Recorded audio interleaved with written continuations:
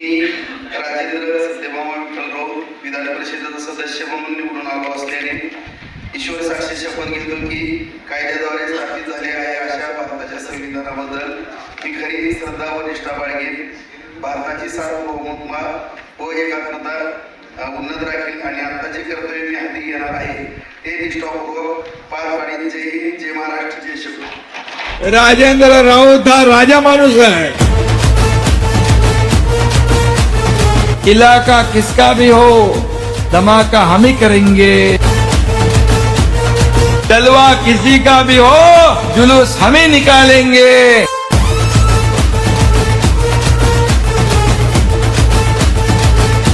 निवडणुका अनेक जिंकल्या जातात, काही पराभवातून जिंकल्या जातात, पण फारच थोड्या निवडणुका अशा असतात की त्यांचा अभ्यास राजकीय व्यवस्थापनाच्या पाठ्यपुस्तकात व्हावा. सोलापूर विधान परिषद निवडणुकीत राजेंद्र राऊत यांचा 365 मतांचा विजय हा अशाच प्रकारचा आहे. हा विजय केवळ मतांचा नाही तर मानसशास्त्र, वेळेचं व्यवस्थापन, विश्वासाचं राजकारण आणि संघटनाच्या अदृश्य शक्तीचा आहे. विधानसभा निवडणुकीतील पराभवानंतर बहुतांश राजकीय नेते दोन चुका करतात. एकतर ते पराभवाचं कारण शोधण्यात वेळ घालवतात किंवा स्वतःभोवती सहानुभूतीचं वलय निर्माण करतात. राजेंद्र राऊत यांनी दोन्ही मार्ग नाकारले. त्यांनी पराभवाचं सार्वजनिक स्पष्टीकरण दिलं नाही. त्याऐवजी त्यांनी शांतपणे स्वतःचं राजकीय डेटा बँक तयार करण्यास सुरुवात केली. त्यांनी मतदारांकडे पक्षाच्या नकाशातून पाहिलं नाही तर व्यक्तींच्या नातेसंबंधाच्या नकाशातून पाहिलं.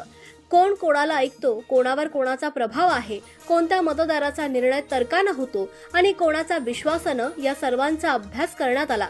आधुनिक राजकारणात याला पॉलिटिकल मायक्रो मॅपिंग असं म्हणतात. पण ग्रामीण महाराष्ट्रात ते प्रत्यक्ष भेटी, चहाच्या गप्पा आणि नातेसंबंधांच्या धाग्यातून उभं राहिलं. या निवडणुकीतील सर्वात मोठं वैशिष्ट्य म्हणजे राजेंद्र राऊत यांनी प्रचार कमी आणि संवाद अधिक केला. विरोधक सभा घेत होते, राऊत भेटी घेत होते. विरोधक भाषणे करत होते, राऊत ऐकत होते.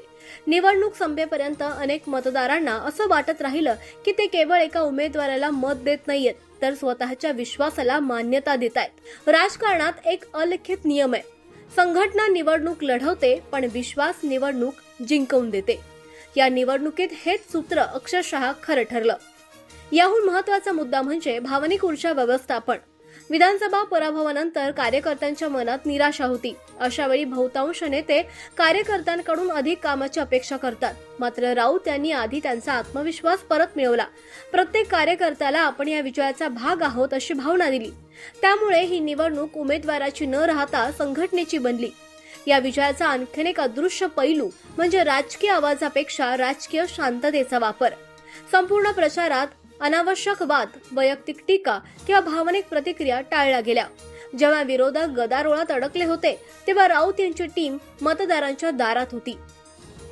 भारतीय राजकारणात ही शैली फार दुर्मिळ होत चालली आहे. सोलापूर सारख्या विविध राजकीय प्रवाह असलेल्या जिल्ह्यात प्रत्येक मत म्हणजे स्वतंत्र निर्णय असतो. अशा वेळी पक्षाच्या चिन्हापेक्षा उमेदवाराची विश्वासार्हता अधिक महत्वाची ठरते. राजेंद्र राऊत यांनी याच विश्वासार्हतेचं भांडवल केलं. त्यांनी मत मागितलं नाही, त्यांनी विश्वास मागितला आणि मतदारांनी विश्वासालाच मत दिलं. या विजयाचा अभ्यास करताना आणखीन एक बाब प्रकर्षानं जाणवते. राजकारणात दिसणारे नेतृत्व आणि काम करणारं नेतृत्व यामध्ये फरक असतो.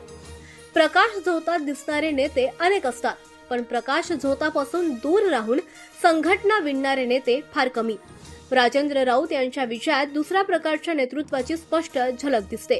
हा विजय भाजपासाठी केवळ एक जागा जिंकण्यापुरता मर्यादित नाही तर तो एक संदेश आहे.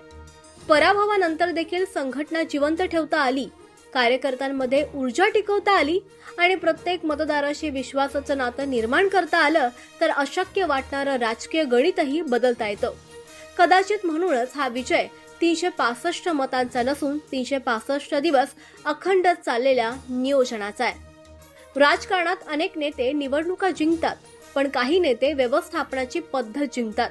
सोलापूरच्या या निवडणुकीत राजेंद्र राऊत यांनी मतांपेक्षा व्यवस्थापन जिंकलं आणि व्यवस्थापन जिंकले की विजय हा केवळ निकाल राहत नाही, तो पुढील अनेक निवडणुकींचा ब्लूप्रिंट बनतो.